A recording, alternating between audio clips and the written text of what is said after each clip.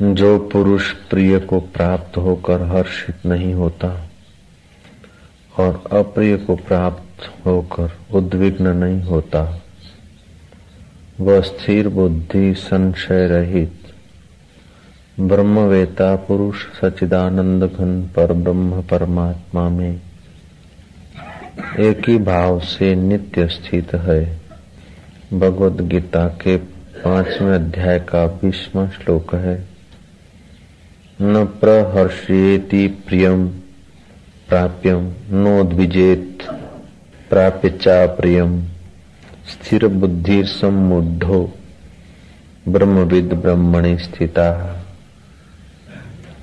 जो पुरुष प्रिय को प्राप्त होकर हर्षित नहीं होता, प्रिय पदार्थ, प्रिय प्राणी, प्रिय व्यक्ति, प्रिय वस्तु को पाकर जो हर्षित नहीं होता और अप्रिय पदार्थ, अप्रिय अवस्था, अप्रिय वस्तु,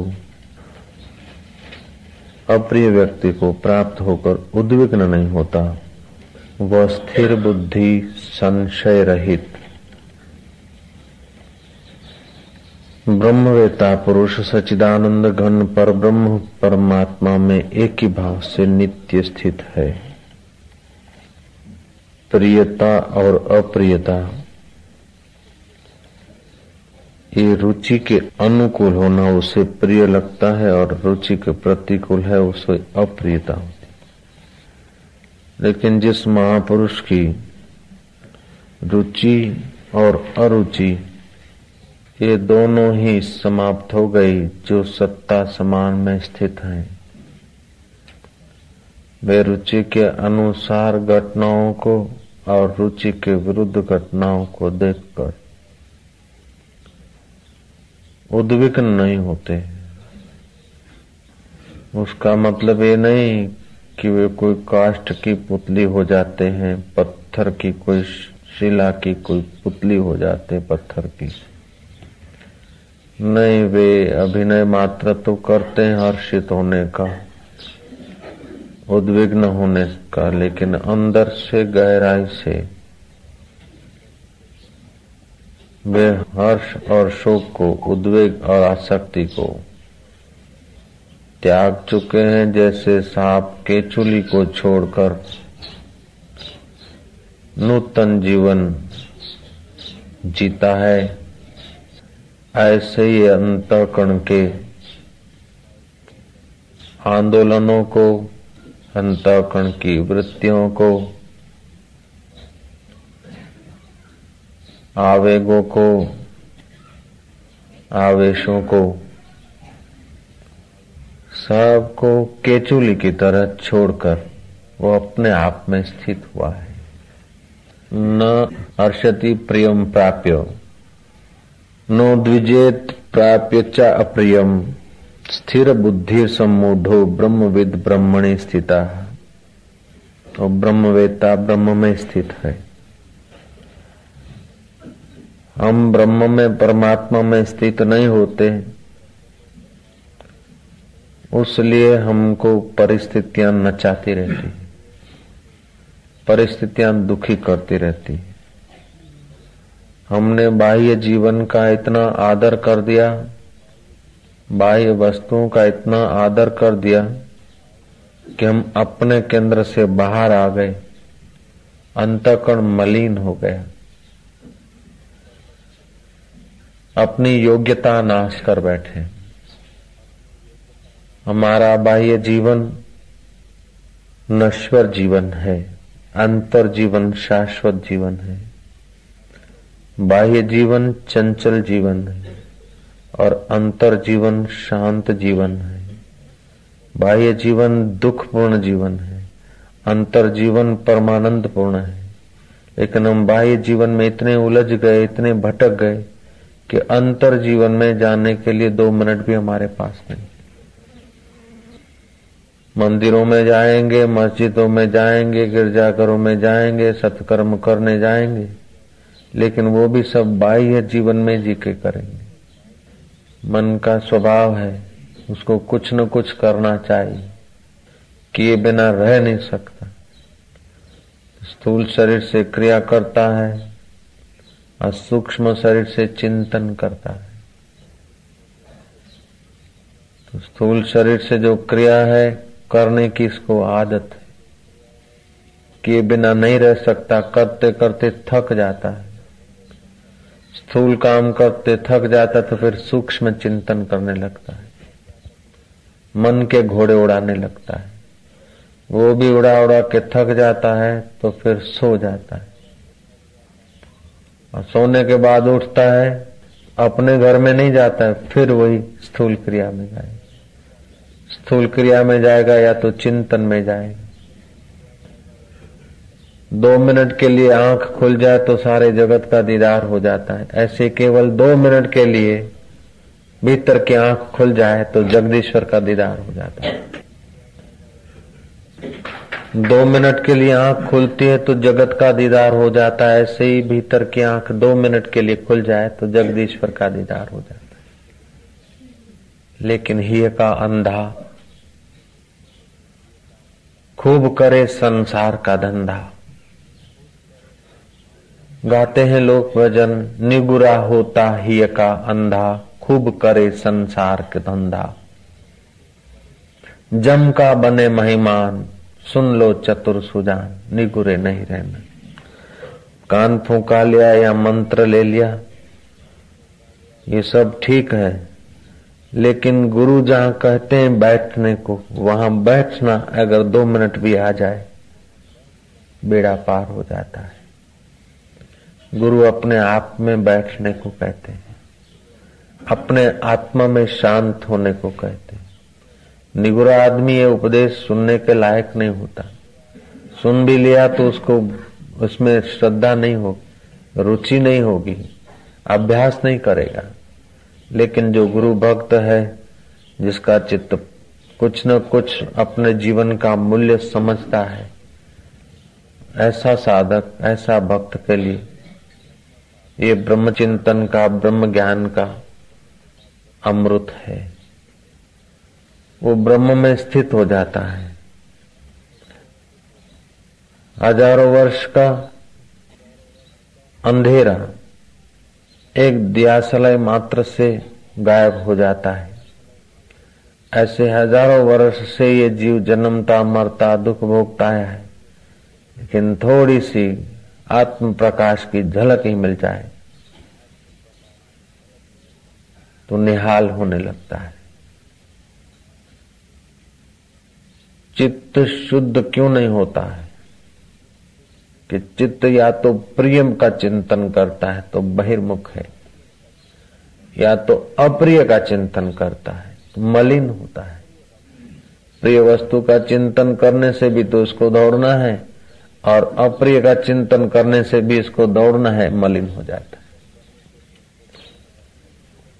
पहले चिंतन कर रहे थे रुपयों के, अब चिंतन कर रहे हैं कि रुपयों का खर्च करने का। पहले चिंतन कर रहे थे मित्र का, अभी चिंतन कर रहे शत्रु का। पहले चिंतन कर रहे थे कपड़ों का, अभी चिंतन कर रहे हैं धोबी का। पहले चिंतन किया था दर्जी का, कपड़े सिलाने के लिए दर्जी का चिंतन किया था, अब कपड़े धुलाने के लिए धोबी का चिंतन करते हैं। कपड़े धुल धुल कर फट गए, अब फिर दुकानदार का चिंतन करते हैं। ऐसे उस व्यर्थ चिंतन में जीवन व्यर्थ हो जाता है। जहां से चिंतन उठता है उस यार की मुलाकात नहीं होती। श्री राम। केवल 2 मिनट के लिए एक दिया सलाई जले तो घर का अंधेरा मिटा देती, लेकिन हजारों वर्ष से घर में पड़ी हो तो अंधेरा नहीं मिट सकता है। बाकस के गुरुस पड़े हो, लेकिन गोदाम में अंधेरा होता है। उन गुरुस बंडलों की मौजूदगी होते हुए भी कोई फायदा नहीं। क्यों? उस दिया सलाई का वहां उपयोग नहीं। ऐसे ही तुम्हारे में गुरुस के गुरुस दिया सलाइयां पड़ी, फिर भी ही में अंधा है क्योंकि दिया सलाई का उपयोग नहीं। हम अपने प्राप्त अनुभव का उपयोग नहीं करते, हम हमारे विवेक का उपयोग नहीं करते, मन की भाग दौड़ में धमाधम करते, अंधेरे में फांफा मारते। मन कहता है ये हो जाएगा तब सुख होगा, इतना कर लूंगा तब सुख होगा, सरपंच हो जाऊंगा तो सुख होगा, स्कूल का उद्घाटन हो जाएगा तो सुख हो जाएगा, मास्टर मिल जाएगा तो सुख हो जाएगा, लाड़ी मिल जाएगी तो सुख हो जाएगा। ऐसे करके अंधेरे गोदाम में धक्के खिला रहा है।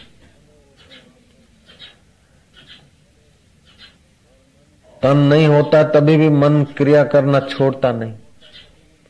आपने सुना होगा कि किसी आदमी को भूत जगाने की कला आ गई, उसने भूत जगा लिया। भूत जगाया, काम तो बहुत थे, भूत जगाया, भूत को काम बताया, भूत ने कहा सब काम बताओ मेरे को, मैं निकम्मा नहीं रहना चाहता। काम बताया, पहले तो काम पूरे नहीं होते थे, लेकिन अब भूत को बताया तो फटाफट कर लिया। शारीरिक काम जरा देर से होते, परिश्रम होता है, लेकिन मन से फटाफट होता है। समय शक्ति का ज्यादा खर्च होता है और फल थोड़ा मिलता है शारीरिक काम से। मानसिक काम से समय कुछ कम लगता है और फल ज्यादा होता है। इससे भी समाधि से फल बहुत ज्यादा होता है। लेकिन अभी आंख नहीं खुली, उसका पता नहीं चला समाधि किसकी सत्ता से होती है। आनंदानुगत समाधि, विचारानुगत समाधि, सविकल्प समाधि, निर्विकल्प समाधि, तो इनसे सामर्थ्य मिलता है, योग्यता बढ़ती है। लेकिन गुरु लोग महापुरुष कहते हैं कि इससे भी आगे एक छलांग मार के जिससे समाधि होती है उस परमात्मा में स्थिति हो जाए, वो ब्रह्मणी स्थिति। जो ब्रह्म में स्थित हो गया वो फिर प्रिय को प्राप्त करके हर्षित नहीं होता और अप्रिय अवस्थाओं को प्राप्त होकर उद्विग्न नहीं होता है।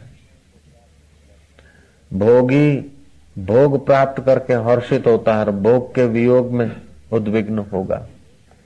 योगी योग प्राप्त करके हर्षित होता है, योग के खंडित होते उद्विग्न होगा। त्यागी त्याग में हर्षित होता है, रागी राग में हर्षित होता है। लेकिन जो जगा हुआ है, जिसकी आंख खुल गई है, जिसने अपने आत्मा परमात्मा को जान लिया है, वो फिर न हर्षित होता न शोकातुर होता है। सागर के किनारे खड़े हुए व्यक्ति को सागर की गहराई की शांति का क्या पता, जो लहरों को देख रहा है, लहरों को गिन रहा है, उसके सागर के मूल की स्थिरता का क्या पता। ऐसे ही जो ब्रह्मवेताओं को, ज्ञानियों को या ईश्वर को बाहर बाहर से देखते हैं, उनको ईश्वरत्व की गहराई का क्या पता, ज्ञानी की गहराई का क्या पता। तो यहां बोलते हैं ब्रह्मविद ब्रह्मणि स्थित, ब्रह्मवेता ब्रह्म में स्थित होता है। एक राजा था, पशुओं की भाषा जानता था। राजा रानी भोजन करने बैठे तो एक कीड़ी ने रानी की थाली से उठाकर राजा की थाली में धर दिया भोजन। तो दूसरी कीड़ी ने कहा, स्त्री का जूठा पुरुष को खिलाते तो पुरुष की बुद्धि भ्रष्ट हो जाती, ऐसा पाप क्यों करते। राजा को किसी महात्मा ने, योगी ने वरदान दिया था कि तू जीव जंतुओं की भाषा समझ सकेगा। राजा भोजन करने बैठे अपनी रानी साहिबा के साथ। रानी की थाली से उठाकर किसी कीड़ी ने राजा की थाली में कुछ धर दिया। तो दूसरी कीड़ी ने कहा कि पत्नी का जूठा पति को खिलाती है तो पति की तो बुद्धि भ्रष्ट होगी, तो इतने पाप में क्यों पड़ती। राजा ये बात समझ गए, वो जरा सा दूर कर दिया। कहानी है कुछ समझाने के लिए। राजा हंस पड़े तो रानी ने हंसने का कारण पूछा। राजा ने कहा ये बताऊंगा नहीं। रानी ने कहा कुछ भी हो पति तो बताओ। ने कहा ये नहीं बात बताई जाएगी। रानी ने हठ ली, ने कहा कि मेरे को जंतुओं की भाषा सुनने का वरदान मिला, लेकिन जब वो सुनाऊंगा किसको तो मेरी मृत्यु हो जाएगी। जन तो क्या बोलते हैं आपस में, वो अगर दूसरे को सुनाऊंगा तो मेरा प्राण निकल जाएगा। इन्होंने कहा इतनी बात तो मेरी मानो, मेरे को सुना। बोले मैं मर जाऊंगा। कि नहीं मरोगे? कि नहीं मर जाऊंगा। कहते आप वो कुछ नहीं होगा, आप सुना तो फिर जो होगा होगा। તમે મરો તો મરો, તમે નીચે जाओ तो नीचे जाओ, पर मारी इच्छा पूरी करो। स्त्री का स्वभाव। राजा तो रानी के संग में आकर कुछ लंपट्टू हो चुका था। उसने कहा देख ऐसा कर प्रिय कि काशी में चलकर सुनाओ। राजा रानी काशी जाने को तैयार हो गए। रास्ते में बकरा और बकरी आपस में कुछ बोल रहे थे। राजा तो बात जानता था। बकरी बकरे को बोलते है कि वो जो नीचे कुआं में खड़ लगा है हरा हरा घास, वो मुझे ला के दे। बकरा बोलता है कि कुएं में हूं उतरूंगा, कहीं फिसल गया तो वापस नहीं आऊंगा। बोले वापस आओ चाहे ना, मेरे को तो ला के दो।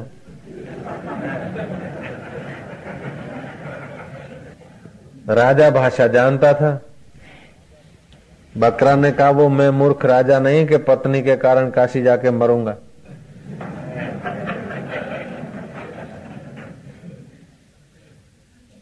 मैं कोई बायला नहीं हूं कि वो जैसे राजा अंधा हुआ स्त्री के कहने लगा है, ऐसे मैं कोई बायला नहीं हूं। स्त्री का गुलाम, स्त्री का चाकर। तो मैं स्त्री चाकर नहीं हूं जाके कुएं में तेरे लिए घास ले आऊं। बोले प्राणनाथ नहीं तो मैं चले जाऊंगी, नहीं तो मैं मर जाऊंगी। तो मर जा तो मर जा।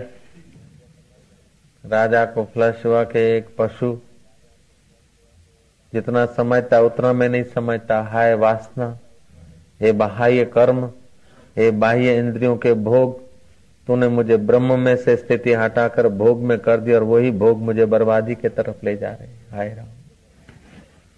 जितना आदमी भोग में आसक्त होता है उतना भोग की सामग्री आदमी को चूसती है, आदमी को बर्बाद करती है। राजा सावधान हो गया। शास्त्र में तो ये बात भी आती है, पिता और माता दुराचारी हो, पापी हो, और पुत्र सदाचारी हो तो पुत्र का तर्पण करने मात्र से सदाचारी व्यक्ति तर्पण करेगा, माँ बाप का उद्धार हो जाएगा। नरक में पड़े हुए माँ बाप भी सदगति को प्राप्त हो जाएंगे अगर पुत्र श्रेष्ठ है, सदाचारी। माँ बाप दुराचारी हो और पुत्र सदाचारी हो तो माँ बाप का उद्धार हो जाएगा। अब माँ बाप सदाचारी है, अब पुत्र दुराचारी, तो सदाचारी माँ बाप स्वर्ग में पड़े हैं और दुराचारी पुत्र तर्पण भी करेगा, माँ बाप की अधोगति हो जाएगी। इसीलिए शादी विवाह करते थे तो लड़की अपने कुल की, अपने जात की पसंद की जाती। फिर शादी विवाह होता है, फिर उससे जो संतान पैदा होती है, जब काम अंधा हो जाता है, आदमी भोग के तरफ दृष्टि रख के ही शादी करता है, तो ये सब गुण हो चाहे न हो, योग्यता हो चाहे न हो, कुल का विनाश, पितरों का विनाश होता हो तो हो, लेकिन प्यार किया तो डरना क्या। चौ श्री राम। तो भोग आदमी को अंधा कर देते, फिर अपना विनाश, माँ बाप के सुख का विनाश, पितरों के शांति का विनाश करके जो आदमी सुखी होना चाहते हैं उनको पितरों का आशीर्वाद नहीं मिलता, माँ बाप का हृदय ठरता नहीं, आशीर्वाद नहीं मिलता, तो वो फिर सुखी होता भी नहीं। जो आया वैसे शादी कर लिया, जैसा आया तैसा भोग भोग लिया, जैसे आए तैसे कर्म कर लिए, फिर भी वो सुखी तो नहीं है ना बेचारे। तो जितना आदमी, कहने का तात्पर्य, जितना आदमी भोग के अधीन हो जाता है उतना उसकी विवेक शक्ति नाश हो जाती है, और भोग के अधीन होकर भोग भोगने लग जाता है तो भोग से सुख के बजाय दुख ही उसके लिए पैदा हो जाता है। नहीं तो सब भोगी सुखी हो जाने चाहिए, जैसा ऐसा खा लिया, जैसा है वैसा कर लिया, तो बहुत सुखी तो वही होना चाहिए, क्योंकि उनके ऊपर न धर्म का अनुशासन है, न गुरु का अनुशासन है, न पितरों का है, किसी का नहीं, तो स्वतंत्र हुए तो सुखी वो होने चाहिए। लेकिन ऐसे लोग ज्यादा दुखी मिलेंगे, ऐसे लोग ज्यादा बेचैन मिलेंगे, और ऐसे लोग ज्यादा आत्महत्यारे मिलेंगे। सीधी बात है, हाथों हाथ परिणाम। तो शास्त्र कहता कि पिता और माता अगर पापी भी हो और पुत्र पवित्र है, महान है, तो तर्पण करके पिता माता का उद्धार कर देगा। लेकिन माता पिता सदाचारी है, पुत्र दुराचारी है, तो माता पिता अधोगति होगी। एक चुटकुला सुनाते संत लोग कि हंस और हंसी जा रहे थे, रात्रि पड़ी, किसी कौवा के माला में निवास करने की हंस ने इच्छा की। हंसिनी सुंदर देखकर कौवा की बुद्धि भ्रष्ट हुई, कौवा ने उनको रहने दिया। सुबह हुआ तो कौवा कहता है हंस को, तेरे को जाना है तो जा, हम तो यहीं रहेंगे, हंसिनी तो मेरी वाइफ है। कौवा ने कहा ये क्या अतिथि की पत्नी छीन लेना? बोले ये हम सब नहीं जानते, अगर आपको कोई न्याय कराना हो तो चलो न्यायाधीश के पास। कौवा चतुर होता है, पितरों का दूत होता है, तो उसने न्यायाधीश के पास ले गए हंस को। लेकिन पहले न्यायाधीश के घर जाके मिलकर आया कि देखो न्यायाधीश जी, हमारे फेवर में जो न्याय दिया, तो मैं आपको पितरों का दर्शन कराऊंगा। हंसनी मेरी है ऐसा न्याय देना आप, तो मैं आपको तुम्हारे पितरों का दर्शन कराऊं।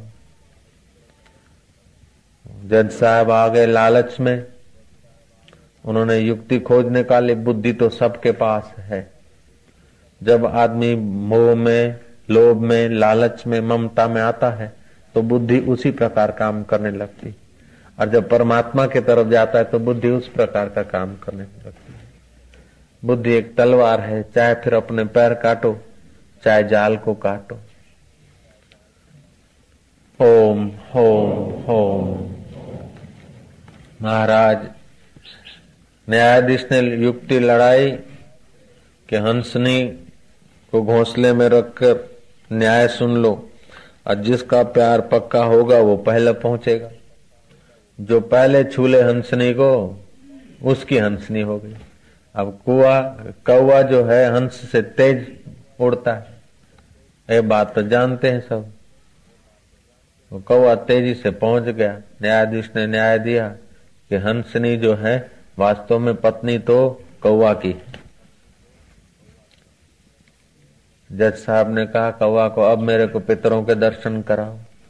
कौवा उसको ले गया गंदगी में, एक ईयड़ था, बोला ये तो तेरा बाप है, खत बता रहा था, और मिसिस ईयड़ जो है यह है तेरी माँ। हाउ कैन, बोले जिसका बेटा अन्याय करे, अन्याय का जजमेंट दे, उसके पितर तो ऐसे ही होंगे और दूसरा क्या होगा। तो हम लोग क्या करते हैं उस पर हमारे पिता, पितामह, दादा, परदादा का सुख दुख निहित है। इसलिए अगर ब्रह्म चिंतन करते हैं, अगर भोग के और क्रिया के अधीन होकर जीवन बर्बाद करते हैं, तो हमारी तो बर्बादी होती है, लेकिन हमारे को जिन्होंने पाला पोषा, अपने पेट से बचाकर हमें खिलाया, उनके साथ हम विश्वासघात करें। तो भोगी आदमी अपना भी विनाश करता है, अपने साथ भी विश्वासघात करता है, अपने पिता माता के साथ भी करता है, अपने दादा दादी और नाना नानी के साथ भी करता है। और जो योगी है वो अपना भी उद्धार करता, पिता का, दादा का, दादी का, नाना का, नानी का कल्याण करता है। तो ईश्वर चिंतन करने वाला व्यक्ति वास्तव में सर्वहितेशी होता है, सर्वभूत हितेरत होता है। जिन वस्तुओं में, जिन व्यक्तियों में, जिन भोगों में राग होता है वो आदमी को फंसाता है। द्वेष आदमी के अंतःकरण को मलिन करता है, उद्विग्न करता है। तो राग अपने अंतःकरण को फंसाता है, आसक्त करता है। जो पुरुष प्रिय को प्राप्त होकर हर्षित नहीं होता और अप्रिय को प्राप्त होकर उद्विग्न नहीं होता, वह स्थिर बुद्धि संशय रहित ब्रह्मवेता है। पुरुष सच्चिदानंद घन परब्रह्म परमात्मा में एक ही भाव से नित्य स्थित होता है। जो प्रिय वस्तु को पाकर हर्षित नहीं होता, वो समझता कि जो भी प्रिय वस्तुएं हैं घड़ी भर के लिए सुख देगी या घड़ी भर के लिए आसक्ति है कि ये चाहिए, तब वो सुख देती। सुख वस्तुओं में नहीं है, सुख व्यक्तियों में नहीं है, सुख वासना में। जिधर की वासना होती है वो वस्तु मिलती है तो सुख मिलता है। जैसी वासना होती है ऐसी वस्तु आती है, ऐसा संयोग होता है तो सुख मिलता है। तो ये वासनाओं का सुख जो है, ये सुख जीव को बंधन में डाल देता है, और आत्मा का जो सुख है वो सुख जीव को सदा के लिए स्वतंत्र कर देता है और स्वच्छ कर देता है, निर्मल कर देता है, निरंकारी कर देता है। तो जिसकी मति स्थिर है वो प्रिय वस्तु, प्रिय परिस्थिति, प्रिय पदार्थ पाने पर हर्षित जैसा दिखेगा, लेकिन अभिनय मात्र, नाटक मात्र। अप्रिय वस्तु, अप्रिय व्यक्ति, अप्रिय परिस्थितियां आने पर उसको जरा अच्छा नहीं लगा ऐसा दिखेगा, लेकिन दिखने भर को। जैसे पानी में लीटा करो तो दिखने भर को है, अपने आप मिट जाए। मनुष्य के अंतःकरण 4 प्रकार के होते हैं। एक ऐसे लोग होते हैं जिनके साथ कोई बात हुई या कोई वस्तु मिली तो इतने आसक्त हो जाएंगे, कोई दुख मिला तो इतनी गहरी चोट हो जाएगी, कोई सुख मिला तो एक ऐसी गहरी, इतनी गहरी लकीर खिंच जाएगी कि जैसे लोहे में लीटा। लोहे में लकीर करो फिर तो उसको भट्ठे में डालो और कुछ पड़े घन, तभी वो लकीर मिटे, नहीं तो मिटे नहीं। ऐसे कोई दुख हुआ या कोई सुख हुआ तो ऐसी लकीर पड़ गई अंतःकरण में कि जिंदा है तब तक तो भूलेगा नहीं, मौत की जब भट्ठी में जाएगा तब कहीं विस्मृति होगी, नहीं तो कि 13 वर्ष पहला ते मारो अपमान કર્યું તો બરાબર છે કે 15 વર્ષ પહેલા આપણે મળ્યા હતા બરાબર ને, આપણે પછી હોટલમાં ગયા હતા, હા હા હા હા। अरे जो बीत गई सो बीत गई, तकदीर का शिकवा कौन करे, जो तीर कमान से निकल गई उस तीर का पीछा कौन करे। लेकिन वो पीछा करते रहते। 15 साल पहले मैं ये करा, 13 साल पहले तूने ये किया था, 15 साल पहले मैंने ये दिया था, 2 साल मैंने ये दिया था, 7 साल अगे 6 साल खा वठी, 6 साल अगे तो फलाणु महीनू दिनू, 5 साल पहले तूने फलाना महीना मारा था, 3 साल पहले तेरे को ये मैंने दिया था, 2 साल पहले तूने ये किया था। ये जो आदमी है अपनी शक्ति बिखेरते रहते और अंदर से आग पैदा करके और आप ही उसमें जलते रहते। जय श्री राम। तो प्रिय वस्तु प्राप्त हो गई, वो उसका उपभोग हो गया, वो चली गई, तभी भी जो सुखद स्थिति है उसको याद करके वर्तमान का अनादर करते हैं। जो दुखद स्थिति हो गई उसको भी याद करके वर्तमान का अनादर करते हैं, और जो वर्तमान का अनादर करता है उसके जीवन का अनादर हो जाता है। इसीलिए जो बुद्धिमान साधक है बीते हुए सुख को भी याद नहीं करते और बीते हुए दुख को भी याद नहीं करते।